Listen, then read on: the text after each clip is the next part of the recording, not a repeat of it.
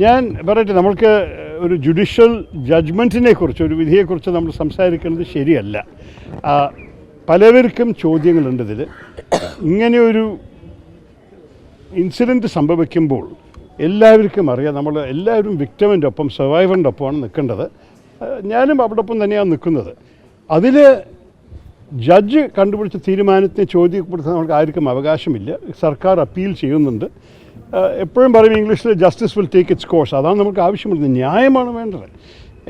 എല്ലാ വിധത്തിലും ഒരു വ്യക്തിക്ക് സംഭവിച്ച വല്ലാത്ത മോശകാര്യങ്ങൾ നമ്മൾ എല്ലാവർക്കും ഒരു നാണക്കേടാണ്.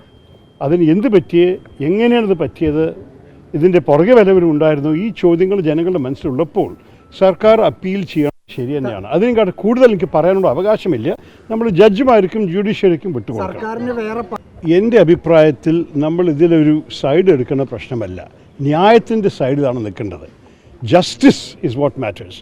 അപ്പോൾ ഈ സർവൈവറിൻ്റെ വിഷയം നിങ്ങളെല്ലാവർക്കും അറിയാം. അവർക്ക് നല്ല ധൈര്യത്തോടെ ഇതിനെ മുന്നോട്ട് കൊണ്ടുപോകാൻ സാധിച്ചതിന് നമുക്ക് സല്യൂട്ട് ചെയ്യണം. കാരണം പല കേസുകളിലും ഈ വിഷമങ്ങളും ബുദ്ധിമുട്ടും പ്രഷേഴ്സും ഒക്കെ സംഭവിക്കുമ്പോൾ പല മഹിളകൾ ഇങ്ങനെയുള്ള കേസിനെ മുന്നോട്ട് കൊണ്ടുപോയിട്ടില്ല. ഇവർ 8 വർഷം ഇനി മുന്നോട്ട് കൊണ്ടുപോയ ശേഷം അവർക്കും അവസാനത്ത് ഒരു ന്യായം കിട്ടി, ജസ്റ്റിസ് കിട്ടിയെന്നൊരു തോന്നലുണ്ടാവണം. അതുകൊണ്ട് ആ പ്രോസസ്സ് നടക്കട്ടെ. അഥവാ ഈ ജഡ്ജ്മെൻറ്റ് കറക്റ്റ് ആയിരുന്നുണ്ടെങ്കിൽ ഹൈക്കോടതി തീരുമാനിക്കട്ടെ. നമ്മളെന്തിനാണ് ഇവിടെ ഇരുന്നിട്ട് തീരുമാനിക്കണം? നമ്മളുടെ കയ്യിൽ എല്ലാ എവിഡൻസൊന്നും ഇല്ലല്ലോ.